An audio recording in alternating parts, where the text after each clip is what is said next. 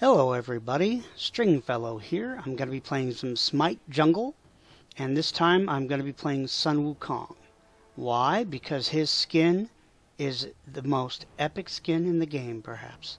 It is Dark Lord Wukong, modeled after the Sith from Star Wars, and he is such a badass. I mean, look at this. Look at the front. Look at the back. God, that's a gorgeous skin. So I'm going to go ahead and load up with my items. Bumbas, Hog 2, and 2 health pots. Okay, so this god's abilities, he has 4, as do all the gods at least, unless they have a toggle. His 1 is his cudgel, and that is a very hardcore damage dealing item with a tremendous amount of reach. It's not a single target, it's an AoE, which is very cool. And it is great for poke, as they say. It's a line ability. It has damage from 80, 120, 160, 200, 240. So that is the one you want to maximize first. Cost and mana is 50, 55, 60, 65, 70, which isn't too bad. Cooldown's only 10 seconds. Second ability is also a damage. It's a circular area damage, and it does 80, 130, 180, 280, and it slows for 2 seconds. Cost is consistently 50, which is actually one of the recent buffs, I believe, and that's very cool. And the cooldown is 10, so I'm going to use that a lot as well. So I initiate the jungle camp with the 1. I hit the Hog 2. Now I buy Hog 2 over Hog 1 because Hog 1 has a 90-second cooldown. Hog 2 has a 60-second cooldown, as does Hog 3. I want the cooldown to make it faster for me to nail jungle camps. And I do that specifically, well, not specifically, but primarily because I want to be able to have it up and contend for mid camps more often. All right, now I'm going to hit my 2. You can just see that's a nice round sweeping area thing. That's pretty darn good for nailing jungle camps. It's also okay in team fights if you just pop into the middle of them and you know, do circular damage like that.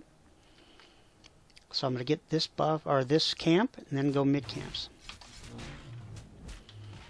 Now I just find this character frustratingly slow for me.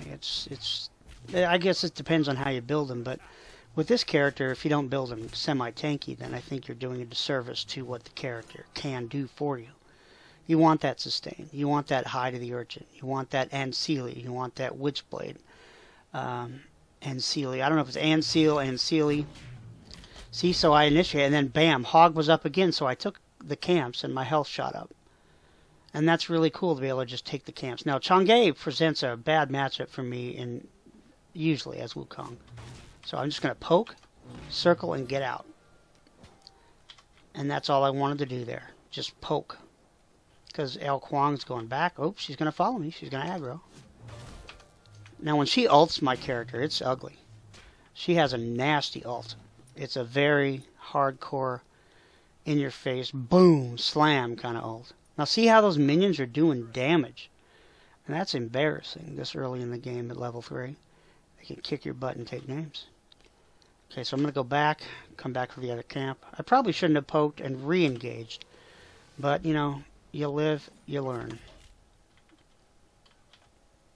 Alright, so I've regen my mana and health. And I'm going back into the jungle. Now, there's an item they recently added called Ancili or Ancil. And what it provides you with is 60 stacks. I'm going to go ahead and take this one. Now, normally I would go for the mid camp. But since there are bots here, I'm not really worried about going for it and hogging it first.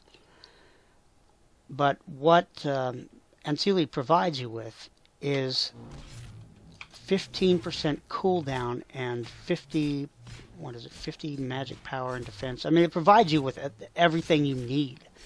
So if you get... Oh, this is interesting. Ao Kwang's getting his butt kicked by this little dude.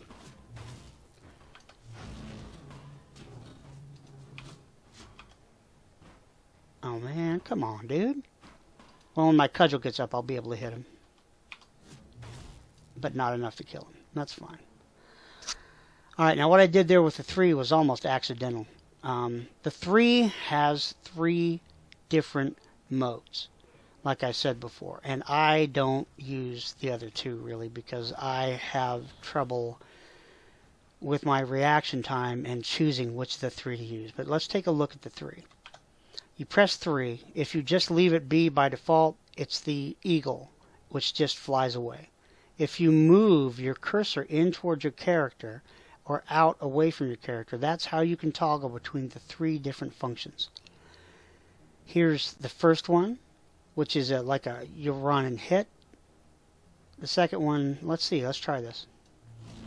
See, that's the damage one. It's like you run and you hit in that little spin. Now it's got a 15-second cooldown, so next time, and let's move the mouse cursor. Yeah, it's just got then one's damage, one's stun. So that one was the ox, and that was the damage one. Okay, and now I'll do it again. The middle one. Now that's just a stun. And then the third one is the escape. So I'll poke.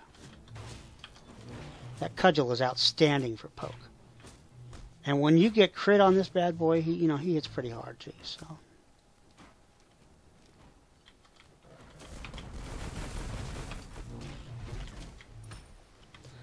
that was a risk.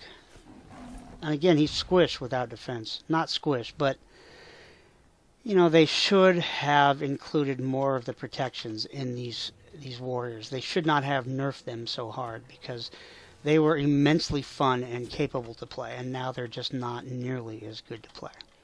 So you have to buy that defense. And I'll probably get Hide of the Urchin, although I might just get Witchblade and Sealy since I'm facing Artemis and Kali and Chang'e. So I hit the spin.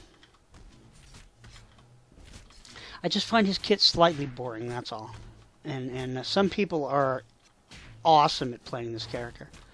Or they were, at least, before he fell out of the meta. And for me, it's just not my playstyle as much. I'm much better at range than melee.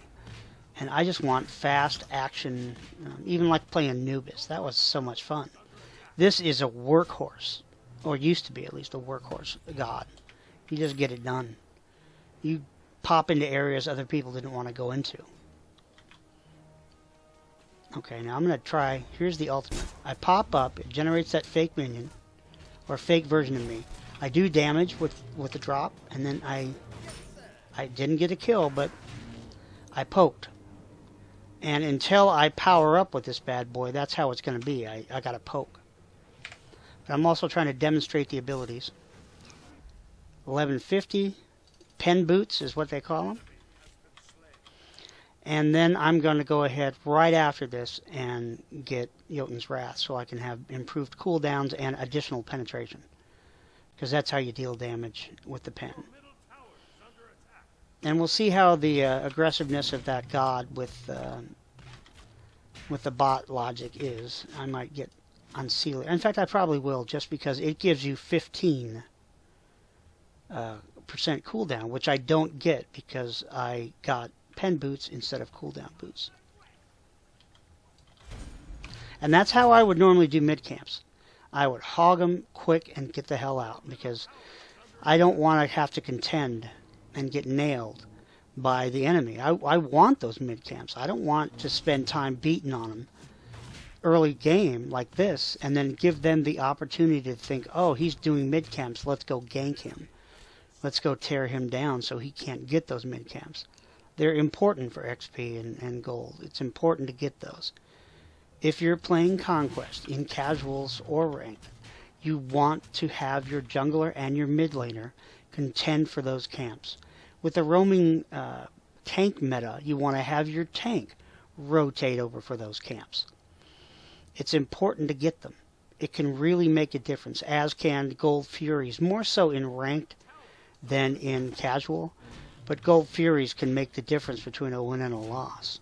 And in casuals, the more XP you get, the more items you build faster. The more gold, the more XP, you build items faster. And that gives you the power to really dominate a team. There you go, pen boots. That helps. Pen boots help with that. Sobek's here. I don't really feel like dealing with him. Now, one of the cool things about Sun Wukong's ultimate is that it can heal him. So if you're low on health and you're in the middle of a team fight, go ahead and maybe I'll show that here. Go ahead and pop it,